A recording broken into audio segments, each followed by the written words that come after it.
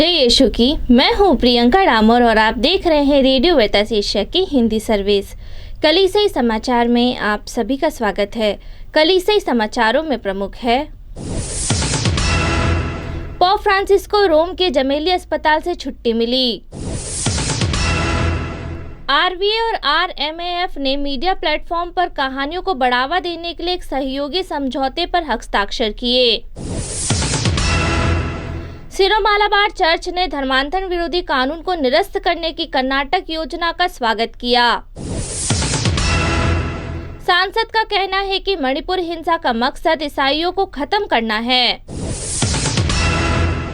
कलकत्ता में जेसुइट द्वारा संचालित सामाजिक संचार केंद्र ने नया स्टूडियो खोला। भारतीय कैपुचिन पुरोहित को लाइफ टाइम अचीवमेंट अवार्ड से सम्मानित किया गया। दिल्ली महाधर्म प्रांत ने मणिपुर हिंसा के पीड़ितों से मुलाकात की। ईसाई धर्मांतरण विरोधी कानून को खत्म करने के लिए कर्नाटक के कदम की सराहना करते हैं। शर्त पर खुलेगा एर्नाकुलम महागिरजाघर, आम लोगों ने किया विरोध।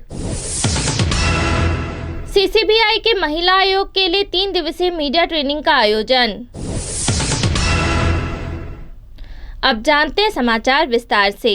पोप फ्रांसिस को रोम के जमेली अस्पताल से छुट्टी मिली। पोप फ्रांसिस अपनी हर्निया से संबंधित सर्जरी के बाद जमेली पोलीक्लिनिक अस्पताल से छुट्टी मिलने के बाद शुक्रवार को सुबह संत मारिया मेजर महागिरजाघर में रोम वासियों की संरक्षिका माता मरियम की प्रतिमा के सामने प्रार्थना करने के बाद वाटिकन लौट आए। पोप फ्रांसिस को उनके पेट की सर्जरी के बाद शुक्रवार सुबह जमेली अस्पताल से छुट्टी दे दी गई। जैसे ही पोप फ्रांसिस ने अस्पताल छोड़ा, वहां उपस्थित लोगों का अभिवादन करने के लिए अपनी कार को थोड़ी देर के लिए रोका। आरवीए और आरएमएएफ ने मीडिया प्लेटफॉर्म पर कहानियों को बढ़ावा देने के लिए एक सहयोगी समझौते पर हस्ताक्षर किए। रेडियो वेतास एशिया और रेमन मैग्सेसे अवार्ड फाउंडेशन ने 15 जून को अपनी मीडिया प्लेटफॉर्म पर कहानियों को बढ़ावा देने के लिए एक पारस्परिक रूप में लाभकारी समझौते पर हस्ताक्षर किए। समझौते के तहत आरएमएएफ द्वारा प्रदान की जाने वाली कहानियों और लेख प्रकाशन के 3 महीने के लिए आरवीए के लिए अनन्य होंगे। 3 महीने की विशिष्टता अवधि के बाद आरएमएएफ अपनी कहानियों को अन्य प्रकाशनों के साथ साझा कर सकता है। आरएमएएफ फाउंडेशन और पुरस्कार विजेता के बारे में कहानियां और लेख आरवीए को उपलब्ध कराएगा। बदले में आरवीए उन्हें अपनी वेबसाइट और सोशल मीडिया प्लेटफॉर्म पर प्रकाशित करेगा। समझौते के तहत आरएमएएफ रेमन मैग्सेसे पुरस्कार विजेता के साथ आरवीए के साक्षात्कार की सुविधा भी प्रदान करेगा। इलाहाबाद धर्म प्रांत को मिला नया धर्माध्यक्ष। पोप फ्रांसिस ने मानवीय लुइस मस्करेनहास को इलाहाबाद धर्म प्रांत का नया धर्माध्यक्ष नियुक्त किया।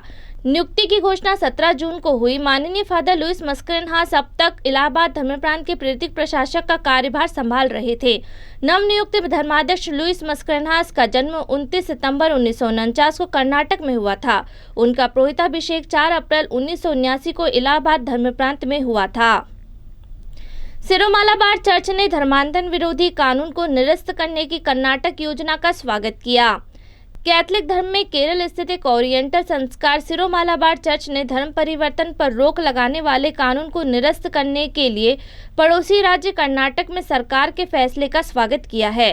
चर्च के पब्लिक अफेयर्स कमीशन की एक प्रेस विज्ञप्ति में कहा गया है कि यह निर्णय लोकतंत्र और मानव अधिकारों के लिए खड़े सभी लोगों के द्वारा सराहना के योग्य है, क्योंकि यह देश की धर्मनिरपेक्षता की रक्षा की दिशा में एक प्रगतिशील कदम है। 18 जून की प्रेस विज्ञप्ति में खेद व्यक्त किया गया है कि धर्मांतरण विरोधी कानून का इस्तेमाल अक्सर धार्मिक अल्पसंख्यकों के खिलाफ उत्पीड़न और भेदभाव करने के लिए किया जाता है, जो भारतीय संविधान की उस भावना को उल्लंघन करता है जो नागरिकों को अपने धर्म को मानने, पालन करने और प्रचार करने की स्वतंत्रता की गारंटी देता है।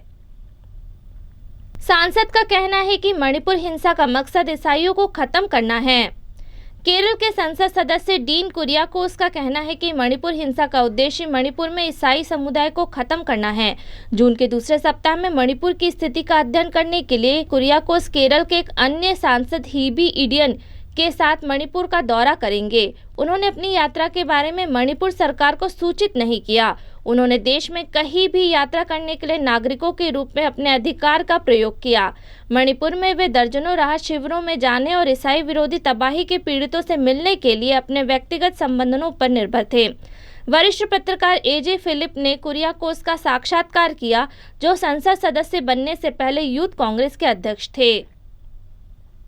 कलकत्ता में जेसुइट द्वारा संचालित सामाजिक संचार केंद्र ने नया स्टूडियो खोला। पश्चिम बंगाल में कलकत्ता के एक जेसुइट द्वारा संचालित सामाजिक संचार केंद्र ने 15 जून को एक नए स्टूडियो का उद्घाटन किया। पूर्वी भारत में पहली बार फिल्म अध्ययन संस्थान चित्रबानी ने वेरितास स्टूडियो और वेब बानी का उद्घाटन डॉक्टर जी मलिक और दिलीप मजुमदार ने किया था। कलकत्ता महाधर्म प्रांत के विकार जनरल फादर डोमिनिक गोम्स ने आशीर्वाद की प्रार्थना का संचालन किया। जेसुइट फादर ने कहा, स्नेहा शीश सूर और सुशी सुतप्पा विश्वा सहित हमारे कई आमंत्रित व्यक्ति इस अवसर पर उपस्थित थे। नया स्टूडियो छात्रों और अन्य लोगों के लिए उन्नत वीडियो उत्पादन और सामग्री निर्माण सुविधा प्रदान करेगा। भारतीय कैपुचिन पुरोहित को लाइफ टाइम अचीवमेंट अवार्ड से सम्मानित किया गया। दक्षिण भारत में जिप्सियों के बीच काम करने वाले कैपुचिन फादर नित्या सगायम को संघीय सामाजिक न्याय और आधिकारिक मंत्रालय द्वारा लाइफ टाइम अचीवमेंट अवार्ड से सम्मानित किया गया है।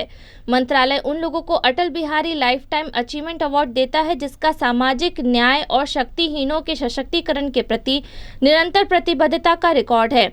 फादर सगायम उन 17 लोगों में शामिल थे जिन्हें 15 जून को तमिलनाडु की राजधानी चेन्नई के राजा सर अन्नामलाई मद्रम में लाइफ टाइम अचीवमेंट अवार्ड मिला था। फादर सगायम को गरीबों और अस्वीकृतों को सशक्त बनाने में विभिन्न क्षेत्रों में उनके समग्र कार्यों के लिए चुना गया था।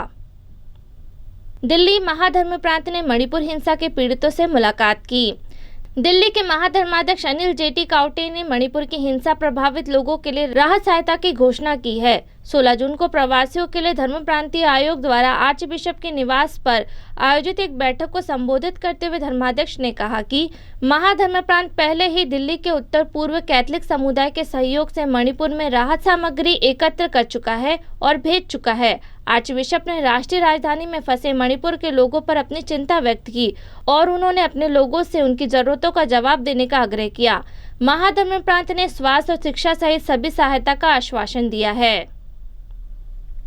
ईसाई धर्मांतरण विरोधी कानून को खत्म करने के लिए कर्नाटक की कदम की सराहना करते हैं। बेंगलोर के आर्च बिशप पीटर मचाडो ने 15 जून को पूर्ववर्ती हिंदू राष्ट्रीय सरकार द्वारा लागू विवादास्पद धर्मांतरण विरोधी कानून को निरस्त करने के लिए कर्नाटक सरकार की सराहना की।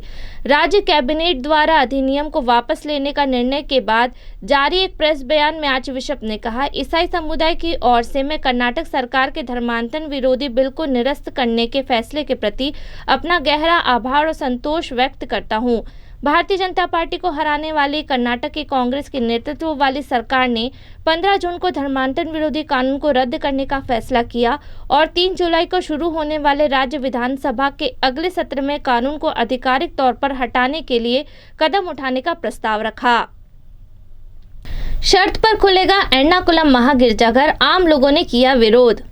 सिरोमालाबार धर्मसभा ने केरल के एर्नाकुलम में सेंट मैरी बेसिलिका खोलने का फैसला किया है, जो मोवित्र मिस्सा चढ़ाने के तरीके पर विवाद के कारण 6 महीने से अधिक समय से बंद था। निर्णय की घोषणा 16 जून को वेटिकन के निर्देशक के तहत बुलाई गई सिनाड की सप्ताह भर चलने वाली आपातकालीन बैठक के अंत में की गई थी।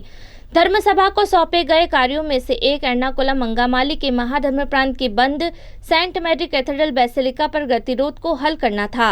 हालांकि सिनाड के बेसिलिका में केवल एक समान विधि से ख्रिस्त याग अर्पित करने के निर्णय ने महाधर्म प्रांत के अधिकांश पुरोहितों और आम लोगों को नाराज कर दिया है। सीसीबीआई के महिला आयोग के लिए 3 दिवसीय मीडिया ट्रेनिंग का आयोजन। भारतीय कैथलिक धर्माध्यक्षों के सम्मेलन सीसीबीआई के महिला आयोग के लिए 3 दिवसीय मीडिया ट्रेनिंग का आयोजन 16 से 18 जून तक सत्प्रकाशन संचार केंद्र इंदौर में किया गया, जिसमें देश भर के 9 प्रांतों से 25 प्रतिभागियों ने भाग लिया। 3 दिवसीय मीडिया ट्रेनिंग में उन्हें photography, videography, recording, editing, social media का उपयोग आदि सिखाए गए, जिससे कि वे अपने कार्य को और अधिक प्रभावी रूप से कर सके। महिला आयोग भारतीय कैथलिक धर्माध्यक्षों के सम्मेलन का मुख्य अंग है, जो भारत के 132 कैथलिक धर्म प्रांतों में महिला उत्थान हेतु कार्यरत है। यह आयोग महिलाओं में विश्वास और सामाजिक आर्थिक निर्माण द्वारा गहरी ख्रिस्तीय पहचान और समर्पण को बढ़ावा देने हेतु प्रतिबद्ध है। क्षेत्रीय महिला आयोग तथा धर्म प्रांतीय महिला आयोग के साथ सहयोग करते हुए हम अपना लक्ष्य प्राप्त करना चाहते हैं। महिला आयोग की अभिलाषा है कि महिलाओं द्वारा महिलाओं का ध्यान और चिंता करते हुए उनके साथ बांटते हुए और संरक्षण देते हुए उन्हें सशक्त करेगा। इसी के साथ कल से समाचार समाप्त हुए। अगली बार फिर मुलाकात होगी नई खबरों के साथ। नमस्कार। रेडियो वेरितास एशिया आपके लिए लेकर आए हैं RVA mobile app. RVA mobile app पर हमारे विभिन्न प्रकार के कार्यक्रमों का लाभ लें, हमसे जुड़े और एशियाई ईसाईयत की आवाज का हिस्सा बने। आज ही ऐप स्टोर एवं प्ले स्टोर से RVA मोबाइल ऐप डाउनलोड करें।